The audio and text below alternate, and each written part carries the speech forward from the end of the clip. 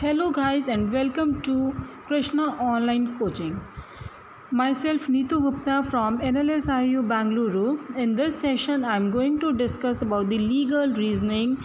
Legal reasoning मैंने अगर आपने मेरे प्रीवियस सेशंस देखे हैं उसमें भी मैंने आपको बताया लीगल रीजनिंग क्या है. देयर इज़ वन प्रिंसिपल वहाँ पे दिया जाता है, फैक्ट्स दिए जाते हैं and you have give 4 options are given on the basis of the principle and the facts given. You have to give the answer, you have to choose the best answer. So we were discussing about the law of torts. Let us continue. A doctor is to keep the information given by the patient in strict confidence and cannot provide the information to any party. Again there are 2 principles given. तो पहला principal क्या दिया गया आप लोगों को कि जो डॉक्टर है, डॉक्टर को पेशेंट ने जो भी इंफॉर्मेशन दी है उसको वो इंफॉर्मेशन किसी को डिस्क्लोज़ नहीं करनी है, किसी भी पार्टी को वो इन्फॉर्मेशन नहीं प्रोवाइड करेगा जो कि इन्फॉर्मेशन उसको अपने पेशेंट से मिली है. सेकंड प्रिंसिपल सेज कि जो इन्फॉर्मेशन है वो पब्लिक इंटरेस्ट में नहीं है. Information in public interest can not be withheld. Is it clear? So facts क्या हैं इस केस के? फैक्ट्स इज़ कि जो मेडिकल प्रैक्टिशनर है असम से, he is a medical practitioner from Assam and he came to a hospital in Madras due to serious illness. अब जो हॉस्पिटल अथॉरिटीज़ हैं उन्होंने डिटेल्ड इन्वेस्टिगेशन करने के बाद उनको क्या पता लगा कि जो ए है, A is suffering from HP that is the, और जो after the treatment for the disease जो कि क्योर्ड थी, A went back to the Assam. जब उनका ट्रीटमेंट हो गया वो असम वापस चले गए हैं. देन ए और बी के बीच में एक मैरिज का प्रपोज़ल हुआ, वो कंसिडर किया गया. बी जिसके साथ उसका मैरिज का प्रपोज़ल हुआ था, ठीक है, B after coming to here from some anonymous sources उन्होंने हॉस्पिटल अथॉरिटी से पूछा, मद्रास की हॉस्पिटल अथॉरिटी से पूछा, उनको इन्फॉर्म किया अबाउट द रियल सिचुएशन कि जो ए है वो HIV से सफ़र कर रहा है या नहीं. So hospital authority after understanding that B was going to marry A and therefore ought to know about the health conditions of A disclose the information of B को उन्होंने इन्फॉर्मेशन डिस्क्लोज़ कर दी है. Now A files a suit for realisation of compensation of ₹5 lakh against the hospital authority of Madras. Is it clear? Now what are the 4 options? Now यहाँ पे question क्या rise हो रहा है, क्या हॉस्पिटल अथॉरिटी लाइबल है to pay compensation of ₹5 lakh or not? Now see the options. जो hospital authority है they have to pay 5 lakh or any other amount decided by the court. Second option क्या है, hospital authority is justified to disclose the information to any one interesting to know the information. And third option is कि जो hospital authorities हैं वो justified हैं in giving the information only to B and not to make information public otherwise. Is it clear? Now देखो हमने जो principal पढ़ा था, हमारा प्रिंसिपल क्या था कि डॉक्टर को अगर पेशेंट ने कोई भी इंफॉर्मेशन दी है वो डिस्क्लोज़ नहीं करेंगे. अगर वो इंफॉर्मेशन पब्लिक इंटरेस्ट में है then he can disclose. Now अब ये जो फैक्ट्स है वहाँ पे क्या किसको इन्फॉर्मेशन डिस्क्लोज़ की गई है, बी को की गई है. Now whether hospital authorities liable है या नहीं है. सो यहाँ पे hospital authorities they are liable to pay 5 lakh rupees or any other amount as decided by the court. So answer of this question is A. Is it clear? Option is A. Next is regarding a person principle. First principle क्या है? A person defames another if he states anything which exposes the other to hatred or ridicule or results in him being shunned by others or injuries him in his trade business. ठीक है, person है, उन्होंने किसी और को क्या कह रहा है प्रिंसिपल कि अगर एक पर्सन दूसरे की इंसल्ट कर रहा है, रेपुटेशन को हार्म कर रहा है, किस तरह से, if he states anything which exposes other to hatred or ridicule or results in him being shunned by others or injures him in his trade business. Second principle क्या है कि डेफमेशन का अगर आप ऑफेंस कमिट करते हो तो वो थर्ड पार्टी को आप डेफमेटरी स्टेटमेंट कम्युनिकेट कर रहे हो। सपोज ए बी के बारे में कुछ कह रहे हैं तो वो जो स्टेटमेंट उन्होंने बोली है that must be communicated to some third party, that is C. Is it clear? तो ये दो आपके प्रिंसिपल हैं। क्लियर हुए principle? Now what are the facts? Facts क्या हैं? ए बी का पेशेंट है and he is dissatisfied with the treatment. Is it clear? उन्होंने ये ट्रीटमेंट को डिसकंटिन्यू किया and he leaves the city after some time. और जैसे जैसे टाइम बीतता गया, लैप्स ऑफ टाइम हुआ, उसकी इलनेस अपने आप ऑटोमेटिकली ही क्योर हो गई है। ए अपसेट था क्योंकि बी ने उसको, जो डॉक्टर था बी ने उसका बहुत ज़्यादा पैसा बीमारी में लगा दिया था। Is it clear? A was upset because B had made him spend a lot of money on his illness which was cured on its own. Now he writes a letter. A B को letter लिखता है कि B ने उसको cheat किया है। ए ये भी एलिज कर रहे हैं कि जो B है, B magnified the effects of illness, deliberately treated him in a manner so that it persisted and also caused deterioration of his health. So letter है वो B ने उसको दिखाया, लेटर है जो B को लिखा गया था, B ने अपने लॉयर को वो लेटर दिखाया। जब उसने लॉयर को कंसल्ट किया है, B ने A के अगेंस्ट ही सूट फाइल कर दिया for the damages for defamation. अब यहाँ पे क्वेश्चन क्या अराइज हो रहा है, क्या ए ने बी को डिफेम किया है या नहीं? So first option is A has defamed B and is liable to pay compensation. Second option is A has defamed B when the letter was seen by the lawyer and therefore the compensation has not been paid, has to be paid. And third option is A has not defamed B. Is it clear? तो यहाँ पे जो option आपका आएगा, answer क्या आएगा कि यहाँ पे ए ने डिफेम किया है या नहीं? ए ने बी को डिफेम नहीं किया है। Is it clear? So answer is C. अब ये देखो, ए आंसर क्यों नहीं आएगा? A has defamed B and is liable to pay compensation. अरे उसने वो क्या, ए ने उसकी इंसल्ट की है बी की? नहीं, उसको लग रहा है कि उसकी बीमारी अगर अपने आप ही ठीक हो गई है, डॉक्टर ने उसका इतना पैसा लगवा दिया है, तो इट मीन्स उसको डॉक्टर ने चीट किया है, तो उसने एक लेटर लिख दिया। Is it clear? तो ये आंसर नहीं होगा आपका। नेक्स्ट क्या है? ए ने बी को डिफेम किया when the letter was seen by the lawyer and therefore the compensation has to be paid. अब ये देखो, लेटर किसने दिखाया है? ए ने नहीं किसी को कम्युनिकेट किया है, ए ने सीधा बी को लेटर लिखा है। Is it clear? ए ने सीधा डायरेक्टली बी को लेटर लिखा है, उसने किसी भी थर्ड पर्सन को वो लेटर नहीं दिखाया है और वो लेटर बी ने अपने लॉयर को दिखाया है, तो यहाँ पे वो लाइबल नहीं है, यहाँ पे डेफमेशन नहीं हुई है। Is it clear? So answer B भी नहीं आएगा। आंसर क्या आपका? थर्ड ऑप्शन है कि ए ने बी को डिफेम नहीं किया। Is it clear? Now next is regarding 53। Principle क्या है? मास्टर लाइबल है अगर उसके सर्वेंट ने कोई भी रॉन्ग कमिटेड करे हैं during the course of employment and but not for the acts of an independent contractor. ठीक है, मास्टर अपने सर्वेंट के काम के लिए लाइबल होगा, इंडिपेंडेंट कॉन्ट्रैक्ट के एक्ट के लिए नहीं होगा।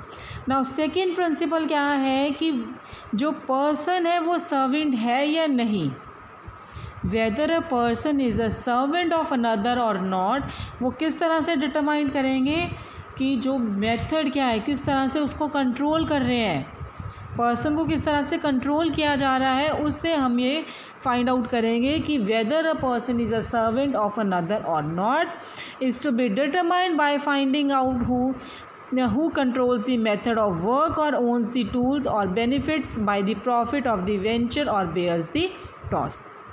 Is it bears the loss? So what are the facts of this case? Now Vikas hospital ये एक बहुत अच्छा हॉस्पिटल है और डॉक्टर के.एन. जोसेफ वो कार्डियोलॉजिस्ट है हॉस्पिटल में, and he is also attached to few other hospitals. Dr. K.N. Joseph, he is attached to other hospitals as the service rules of Vikas hospital उनको नहीं रोक रहे हैं कि वो कहीं और भी काम कर सकते हैं. सो डॉक्टर जोसेफ की नेग्लिजेंस की वजह से जो पेशेंट हैं हॉस्पिटल के पेशेंट की डेथ हो गई है और उनके बच्चों ने डिसाइड किया है कि वो विकास हॉस्पिटल और डॉक्टर के.एन. जोसेफ के अगेंस्ट सूट फाइल करेंगे. नाउ वेदर डॉक्टर जोसेफ और विकास हॉस्पिटल लाइबल है या नहीं है, ये क्वेश्चन है. Now first option is both Dr. Joseph and Vikas Hospital are liable. Second, Dr. Joseph is liable but not the Vikas Hospital. Third option is Vikas Hospital is liable and not Dr. Joseph. Is it clear? Now देखो अब यहाँ पे क्या है, पहला option क्या है, both doctor Joseph and Vikas hospital are liable. Is it clear? दोनों के दोनों ये लाइबल है. Answer is your A. ये दोनों लाइबल क्यों है? क्योंकि वह उन्हें अगर डॉक्टर के.एन. जोसेफ वहाँ हॉस्पिटल में होते तो हो सकता था कि वो वहाँ पे उस पेशेंट को देखते और उसकी डेथ ना होती. ठीक है, तो अब विकास हॉस्पिटल ने उनको अलाउ किया है कि वो कहीं और भी काम कर सकते हैं, तो it means both of them are liable. Is it clear? Next is principle क्या है आपका कि जो मास्टर है वो लाइबल है किसके लिए? If any wrongs are committed by the servant in the course of employment.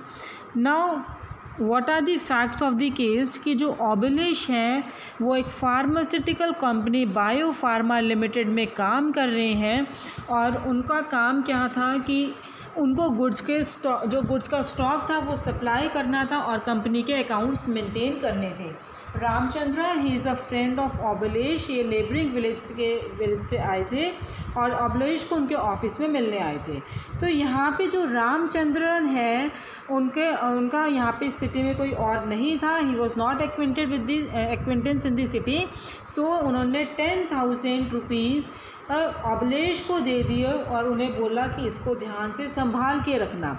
जब रामचंद्रन अगली सुबह नेक्स्ट मॉर्निंग जब वो अपने पैसा वापस लेने आए ओबेलिश से, तो उनको उनके ऑफिस में जाके ये पता लगा कि ओबेलिश उनका पैसा लेके भाग गए हैं. सो रामचंद्रन ने he has filed a case against, he has bought a legal action against the bio pharma limited for the recovery of money. Now what are the options? तो क्या यहाँ पे बायो फार्मा लिमिटेड लाइबल है या नहीं? अब ये देखो, क्या वो जो ओबेलिश था, no doubt he was working in a pharmaceutical company bio pharma limited, but whether क्या वहाँ पे उसका पैसा, रामचंद्रन का पैसा भागने के लिए बायो फार्मा लिमिटेड लाइबल होगी? ऑब्वियसली वो नहीं लाइबल होंगे. क्यों नहीं लाइबल होगा? कंपनी क्यों नहीं लाइबल होगी? क्योंकि वहाँ पे उनका काम क्या था कि गुड्स के स्टॉक को लेके, जो गुड्स का आपका स्टॉक है उन गुड्स के स्टॉक को सप्लाई करना है और कंपनी के अकाउंट्स को मेंटेन करना है. उनका ये काम नहीं था. ओबेलिश का वहाँ पे ये ड्यूटी नहीं थी कि अगर उसको उसका फ्रेंड बाहर से आके पैसे पकड़ा रहा है, संभाल रहा है, उसको संभालने के लिए बोल रहा है, तो ये it is not the part of the duty. So यहाँ पे जो हमारा प्रिंसिपल था वो प्रिंसिपल क्या था? हमारा प्रिंसिपल वॉज रिगार्डिंग कि मास्टर कब लाइबल है? For the wrongs committed by the servant in the course of employment. Is it clear? So here bio pharma limited would not be liable. So see the options.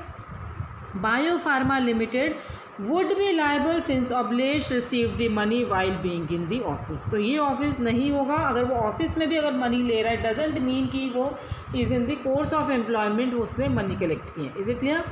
Bio Pharma Limited would not be liable as Ramchandran had no business transaction with the company. Now third option क्या है? Bio Pharma would not be liable as safe keeping of money was not part of the Oblish duty. अब ये देखो B और C में आप difference देखो, दोनों में ये बोला है कि बायो फार्मा लिमिटेड लाइबल नहीं है. B ऑप्शन में रीज़न क्या दिया है? Ramachandran had no business transaction with the company. ठीक है, तो ये तो कोई रीज़न नहीं है, इस वजह से ये भी आंसर नहीं है। तो आंसर आपका क्या आएगा, थर्ड आएगा, as safe keeping of money was not the part of obligation duty. ये मैंने आपको एक्सप्लेन कर दिया already. Is it clear? Next is regarding principle क्या है कि कोई भी लीगल रेमेडी एग्जिस्ट नहीं करती है for any injury caused by an act for which one has consented. Is it clear? तो ये आपका किस पे बेस्ड है, वॉलेंटारी नॉन फिट इंजरी आप पे। Is it clear? नाउ यहाँ पे फैक्ट्स देखो कि जो विजय एक क्रिकेटर एंथुसियासिस्ट है, बहुत उनको अच्छा लगता है क्रिकेट देखना, तो उन्होंने क्या किया, वनडे इंटरनेशनल क्रिकेट मैच होने जा रहा था इंडिया और ऑस्ट्रेलिया के बीच में, तो उन्होंने उसके लिए टिकट परचेज़ की। और ये जो मैच था this was organised by board of control for cricket in India.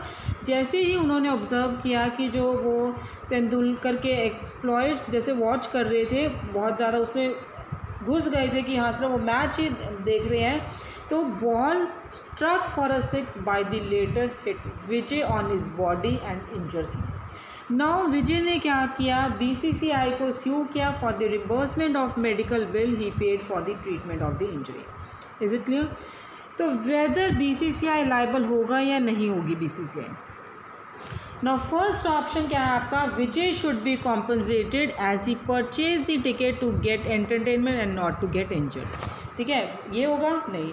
अगर वो मैच देखने आ ही गए हैं, ठीक है, तो मैच देखने जब आ गए हैं तो उन्होंने अपनी कॉन्सेंट इम्प्लाइडली दे दी है कि अगर कोई चोट भी लगेगी other party is not liable.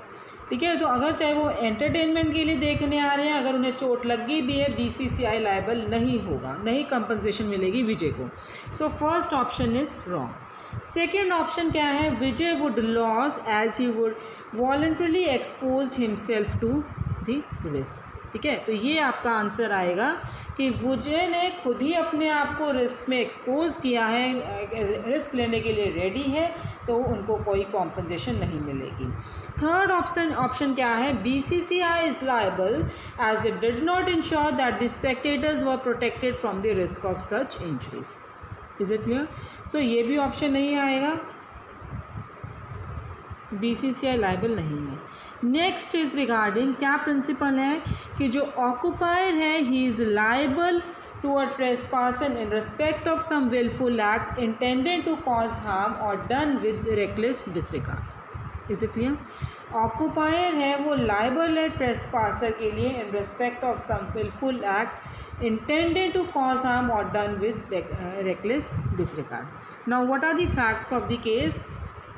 एक थटोपा का एक फार्म हाउस था और उन्होंने अपना फार्म हाउस किस तरह से फेंस के इलेक्ट्रीफाइड, और उन्होंने इलेक्ट्रीफाइड क्यों किया था, क्या मेन एम पर्पस क्या था कि जो फार्म के अंदर कोई वाइल्ड एनिमल्स ना आ जाए। और वहाँ पे उन्होंने वार्निंग भी दे रखी थी कि जो हमारी बाउंड्री है वो इलेक्ट्रीफाइड फेंसिंग है। अब उसके फार्म हाउस के पास एक प्लेग्राउंड भी था। Is it clear? तो उस प्लेग्राउंड से क्रिकेट बॉल उनके फार्म के अंदर चली गई। नाउ मुठाना जो कि कोच थे क्रिकेट के, he was conducting this summer camp for school going children.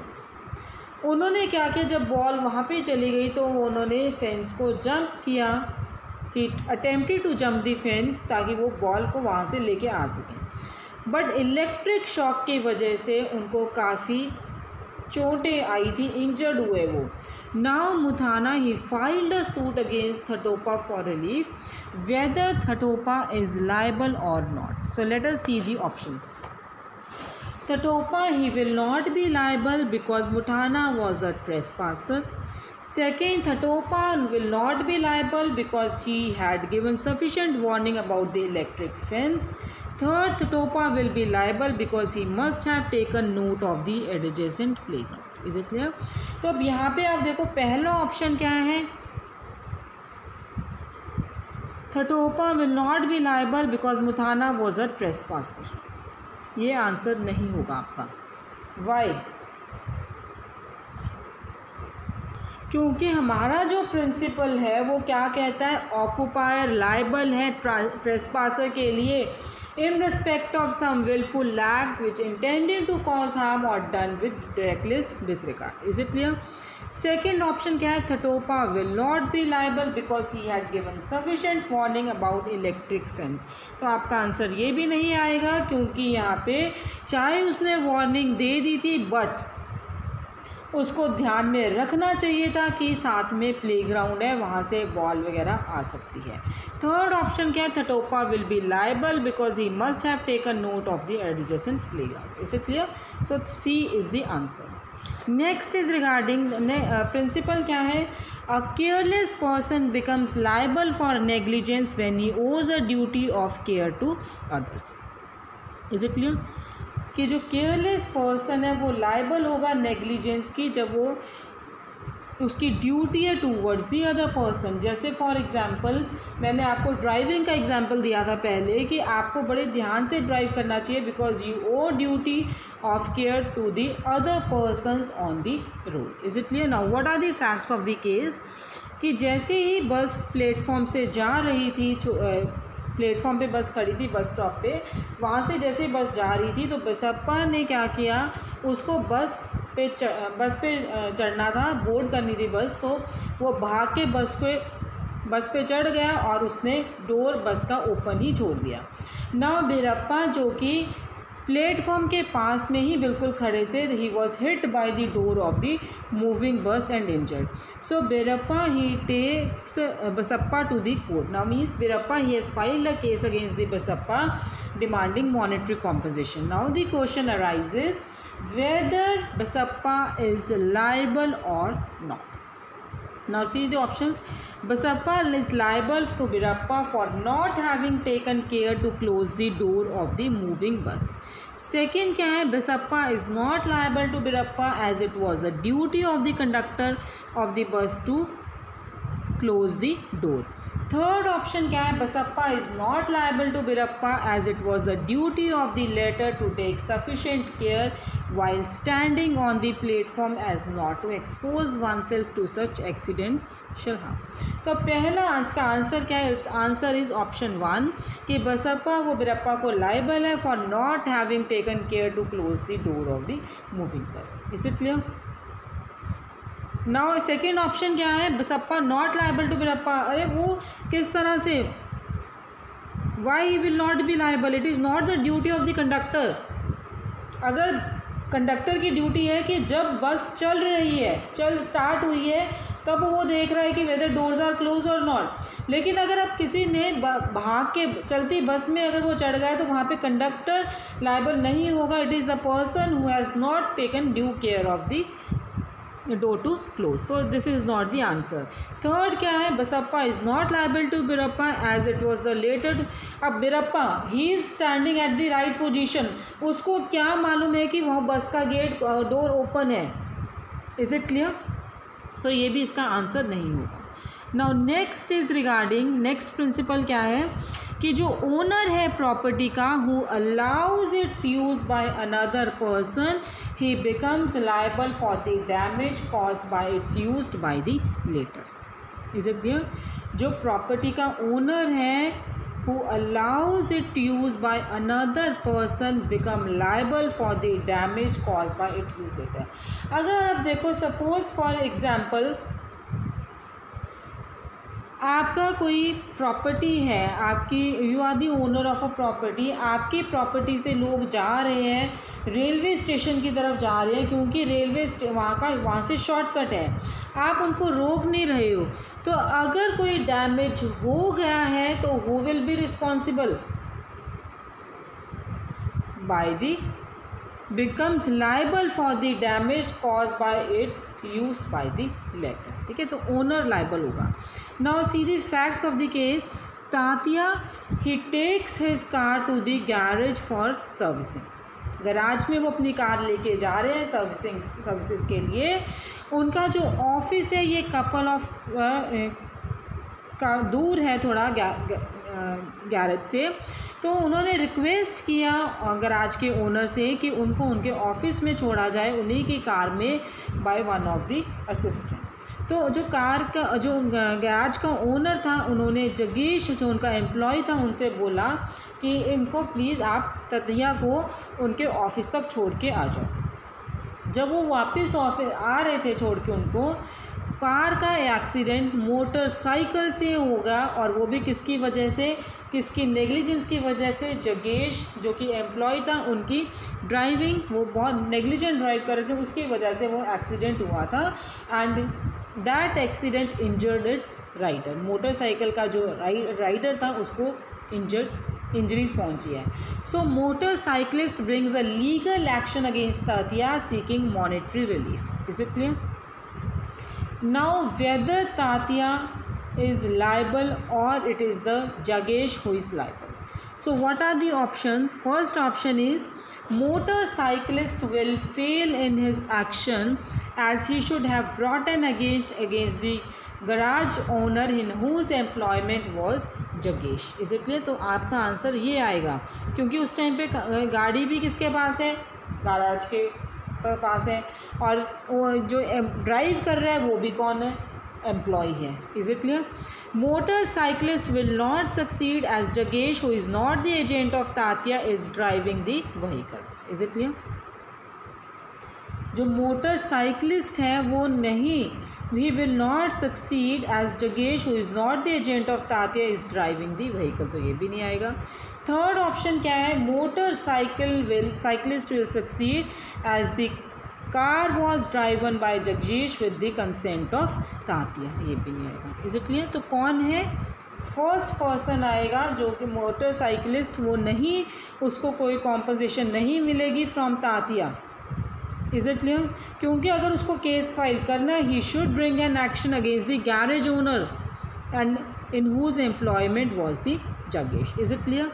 Now next is regarding, अब देखो नेक्स्ट असर्शन और रीज़न के क्वेश्चंस आ गए हैं। अभी तक आपके पास असर्शन रीज़न के आंसर क्वेश्चंस नहीं आए थे। अब ये क्या है कि असर्शन है, यहाँ पे आपको बताया गया, 2 बताए हैं, असर्शन बताया है, फिर आपको उसका रीज़न बताया गया असर्शन का।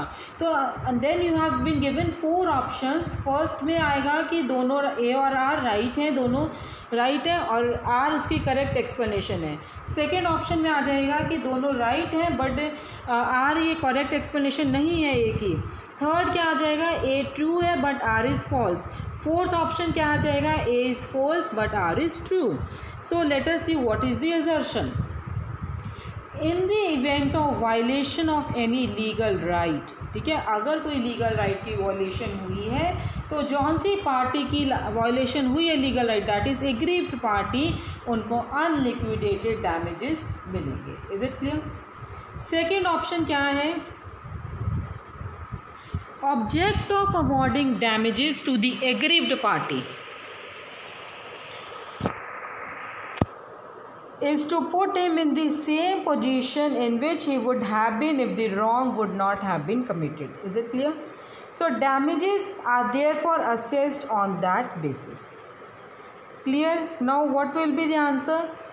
देखो अब अगर आप इसको अंडरस्टैंड करो, असर्शन क्या कह रहा है कि अगर किसी पर्सन की लीगल राइट वायलेट हुई है तो उसको अनलिक्विडेटेड डैमेजेस मिलेंगे। He is entitled to recover the unliquidated damages.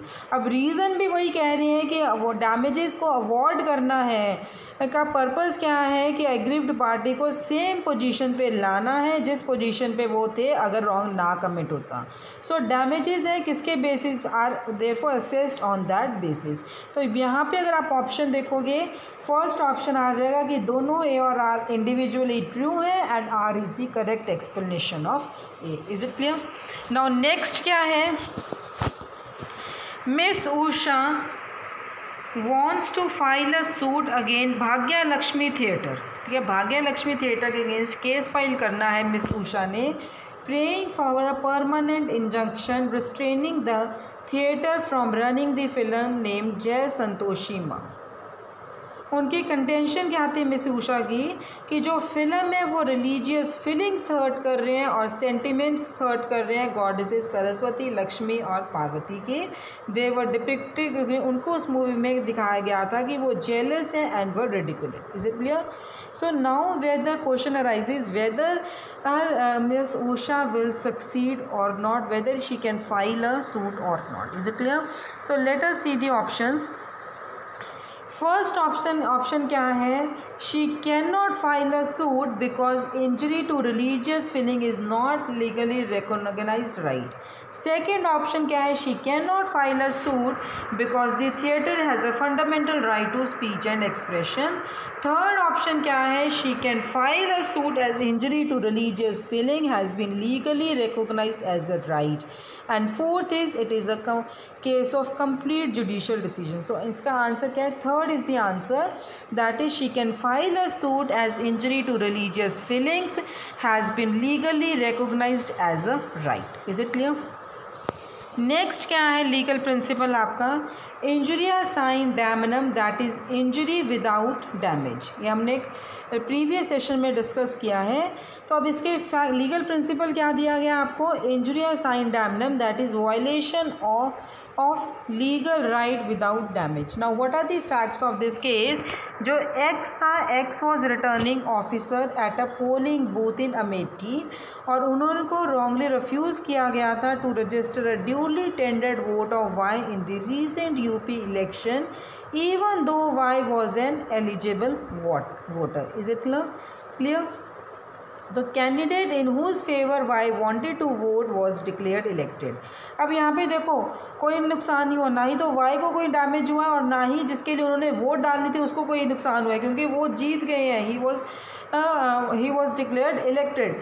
तो यहाँ पे अब देन ऑल्सो कि जो Y उसको वोट करने नहीं दिया था, he files a case against X जो रिटर्निंग ऑफिसर थे, whether X will succeed or Y will succeed or not. So what are the options? Y can sue X on the ground that he was denied the right to cast vote, which is a fundamental right. Second option क्या है? Y can sue X on the ground that he was denied the right to cast vote, which is a legal right. Third, Y cannot sue X because there is no injury or damage caused by Y. And fourth is Y cannot sue X because the candidate in whose favor he wanted to was declared elected. Is it clear? तो अब इसका answer क्या होगा आपका? Anybody? Answer will be first, that Y cannot sue on the ground that he was denied the right to cast vote, जो कि fundamental right है। Legal principle, any direct physical interference with goods in somebody's possession without lawful justification is called trespass of goods।